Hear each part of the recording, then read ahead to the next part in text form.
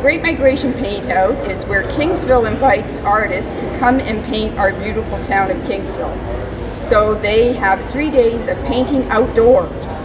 Everything has to be started and completed outside. And at the end of the 3 days, we have a show and a sale and a competition. Public's welcome, it's free. You can choose your favorite painting and put, your stamp on that painting that this is the best one for you. There'll be a lot of sponsorship awards. First place is $1,000, second place is $500, and third is $300. So all artists are welcome. We even have a beginner prize for those who are just starting out. Rum Runners was the name they gave to people that were smuggling liquor across the border from Canada to the United States back in the 1920s during Prohibition. And even though rum wasn't what they were smuggling whiskey and beer. But back then they used the term rum to describe alcohol in general. And so these were the smugglers. Another name for them is bootleggers, but here in Canada they refer to them as rum runners. Tour is a 4-hour bus tour around the city of Windsor, and it's done in the form of a traveling play. So we have actors and actresses in period costume. You meet about 8 characters during the tour. Some of them get on the bus with you. Others greet you at historic sites that we visit, where you go inside the buildings to hear their stories. Lunch is included during the tour. And at the restaurant, we put on a reenacted speakeasy, where we have live music, singing, and comedy routines, and a great meal to finish off the day as well. Techminer, Migratory Bird Sanctuary, as part of a foundation we have in Canada and the U.S. It's located in Kingsville. We have over 400 acres of land dedicated to conservation. Over 100 years ago, Techminer banded his first duck and geese as part of the effort to track the migratory routes across Canada and the U.S. And he was known as a pioneer in our community that identified what are the true essence of nature. What do the geese and ducks do in terms of do they come back on a regular basis?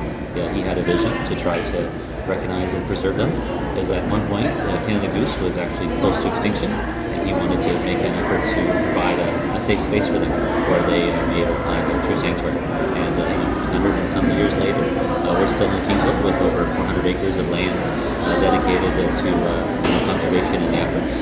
We continue to band both the geese and ducks to help track their paths, and continue our connections with the U.S. and Canada in terms of supporting them. So we're a foundation based solely on the contributions from the community and other groups to help us keep doing the work that we do.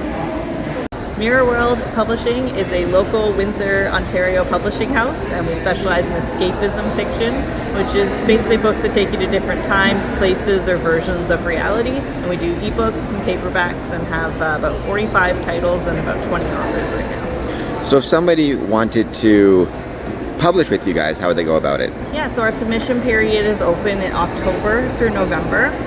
We basically look for things that are adventure, science fiction, fantasy, or romance. It has to kind of fit with what we do, and we're very selective, so there's that. We publish about 5 to 6 titles a year, so we pick out the ones that we feel we can work with and have real potential. And which one are your books? I have the Mirror series here. It's called the Mirror World series, and these are a couple of standalones up there, Uncharted and Unintended. I write fantasy romance usually. You should come visit Chatham Kent because there is so much to do, and we are really a nice short drive regardless as to where you're coming from. In Chatham Kent, we have got amazing beaches, we have got our Underground Railroad, 3 Black History sites, classic car festivals. They're all back, and that's super exciting for us. They run from May all the way through to September. We've got our garden quilt trails, some fantastic bakery trails, ice cream trail, and all that information is at visitck.ca. Art Windsor Essex, formerly the Art Gallery of Windsor. We're a non-for-profit public art gallery, and we serve the border city of Windsor, and we also serve our friends across the river in Detroit as well. We have many exhibitions on the go all at once. We have some that are from our collection and some that are touring, so they'll stop in at our gallery for a brief time and then they'll go on somewhere else.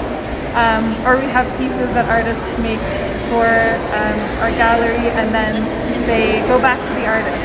So we have 2 new exhibitions coming up at the end of May. One is called Looking Back, Looking Forward, and it features pieces from our collection that were made by artists in the 2S LGBTQ+ community. Another one coming up at the end of May is called Gray Matter, Your Brain on Art, and it's an exhibition that features pieces from our collection that are all monochromatic, and there's also that tie-in of gray matter as referring to the brain, because we're partnering with the neuropsychology lab at the University of Windsor, and they're running a bit of research through this exhibition. So people, when they come in, they'll be asked to answer a couple of questions of what's the first thing that comes to their mind when they see a piece of art, and then that's going to be incorporated as part of the exhibition. We also have many programs going on. One that's very consistent is Saturdays in the studio.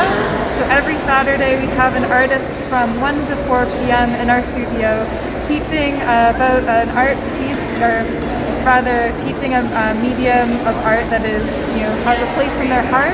And that's a registered program, so you register in advance, you come in, and you get to learn how to make a particular piece of art. So yeah, got a lot going on here. Heritage Colchester was formed only a year ago in a couple of months. We were intent to try to restore the schoolhouse. Built in 1881, it's school section number 2, one of the first schoolhouses in Essex County, and it's in Colchester. So our goal was to restore the schoolhouse. I'm Randy Ewart, and my wife and I have both built an 18-hole mini golf course out in Malden Center, out towards Amherstburg. It took about we've been open now for about 2 years. This is our second full season, and the golf course itself was built by a company from New Jersey called Harris Mini Golf. They build courses all around the world. They've built over 800 courses since 1953. Chuck, who built our course, was in Saudi Arabia. He did a 36-hole there. Then he came to us and built our course. And then he was off to West Palm Beach. So this is a very high-class golf course. It has 5 ponds, 2 streams, 6 fountains. It has the grist mill and it has a waterfall. It's all made with natural limestone boulders and natural rocks and textures. And it's the landscaping is incredible. It's all different flowers. We had hibiscuses last year. The flowers are about bigger than a dinner plate, and the flowers all come on and off. And it's basically, we built a mini golf course in a garden. It's just incredible. We also have a restaurant that's open from 8 till 2, and we have 32 flavors of ice cream. We have 6 flavors of slushy. I don't like to brag, but I'm pretty happy with what we've got.